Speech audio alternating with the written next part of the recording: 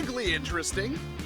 Welcome to Fuzzy Walrus Industries, I'm Walcom S7, and today we're doing Tag Back, the show where every week we take a look at a blaster from the past to see what it can offer us today in the present, and this time, it's one of those oddities from my collection that, well, I only have this one thanks to Jim, so thank you, Jim, for sending this one to me. He said it would make for a good tag back, probably, but he knew next to nothing about it. And I know even less about it. Then I Googled it, and the only thing I could find was a commercial, which is hilarious.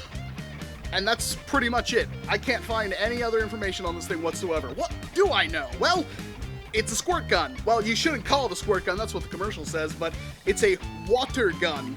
And unlike every other water gun pretty much ever, this thing is actually pretty much a night finder inside.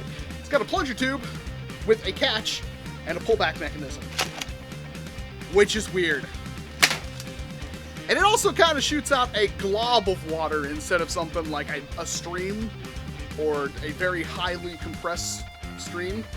There is another blaster in this line which may be a little bit better, but when it comes to water gun stuff, this thing is woefully underpowered, especially compared to other stuff at the time, like, you know, the Monster XXL or whatever it's called, and the CPS series, and all these crazy things that Super Soaker was doing.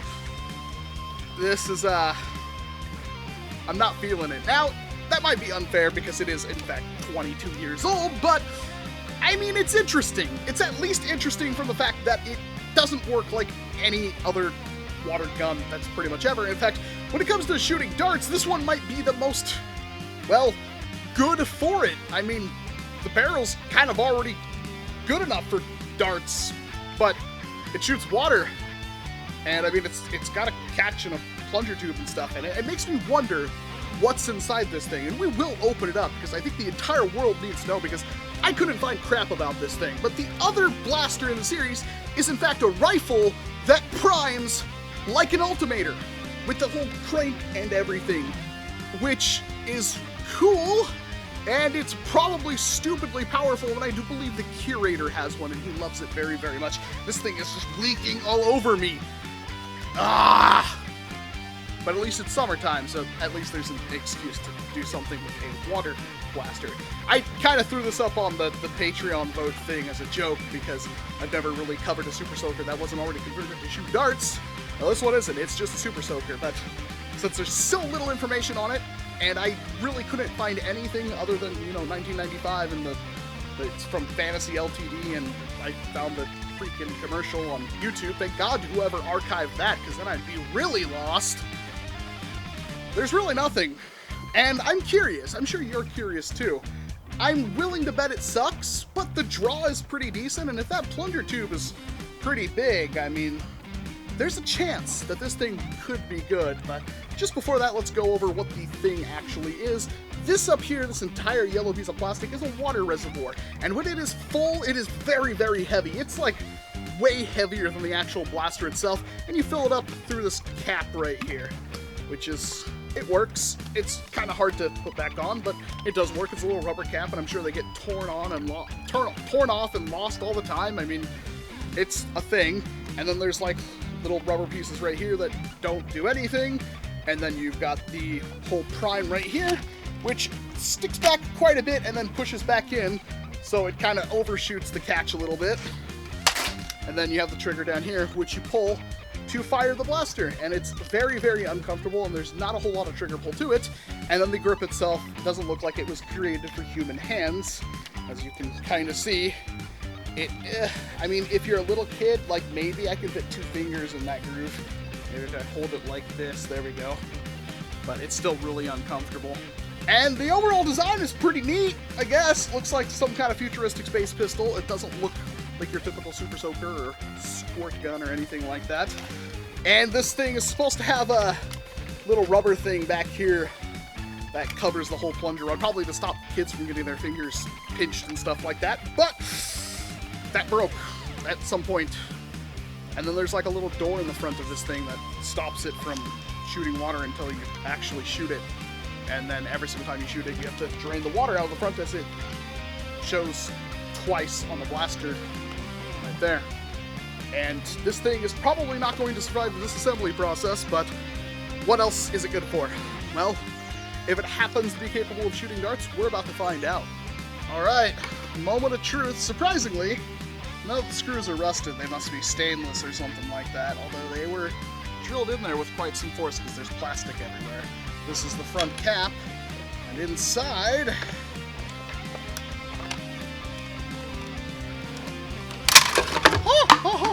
okay, I got it. It's apart now. Had to pull that back a little bit.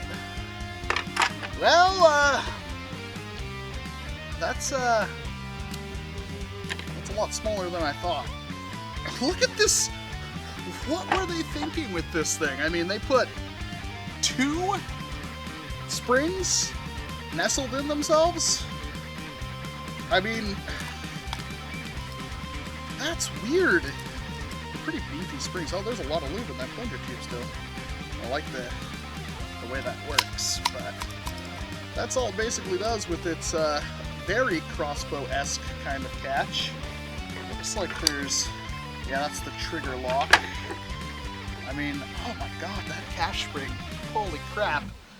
I mean, there's a bit to it, but it's not like a good bit.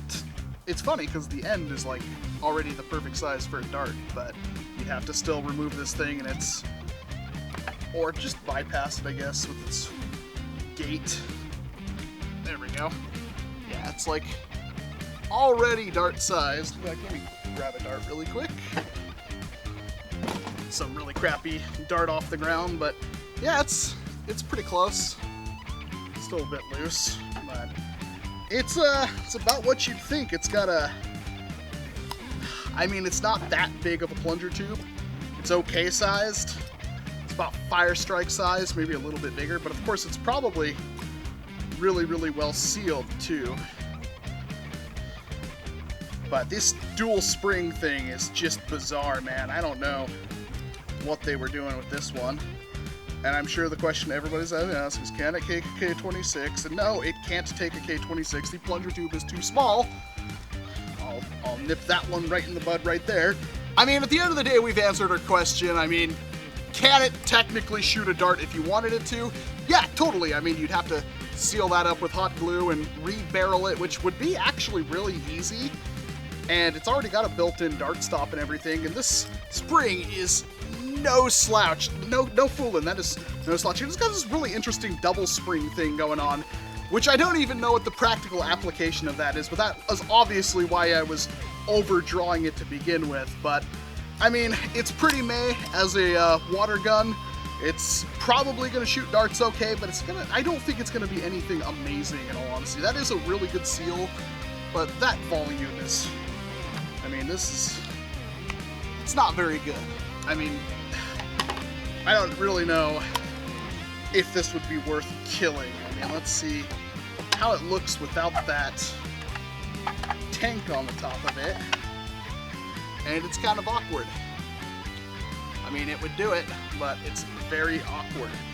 And honestly, I was just happy to put the internals out there because I don't think anybody else had ever done this, and rightfully so. I don't think anybody should ever care because this thing is, well, dropping stuff all over the place. Oh, the end thing that kind of filtered the water came out.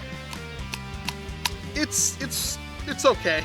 I mean, it's definitely not worth chasing down unless you're a collector, but that's the internals of the not even infamous thing that probably nobody knew about, which is the hydro shooter.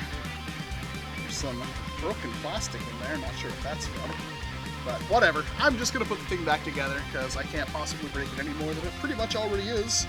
So I'll see you in a little bit. Might have been a little bit of a waste of time, but hey, I'm probably like one of the few people on the planet that's actually ever opened one of these things up, especially in the last 2 decades, so sweet. Well, kind of a letdown. I was kind of hoping it had a massive plunger tube because the body's huge. I mean, it had the potential, it certainly did, but I don't really think it's worth all too much effort. Let me know what you think about the hydro shooter pistol down in the comments section below. I would love to get some feedback on this one. I mean, in the search of knowledge, sometimes you turn up empty-handed, and unfortunately that's what happened this time. But hey, the internals are out there, so the one person a decade from now that's going to be looking for the internals on this thing, I got you covered. I'm Walcom S7, thank you very much for watching this video, and of course I hope to see you in an entirely different one. And if you can't tell already, things around here usually get entirely different.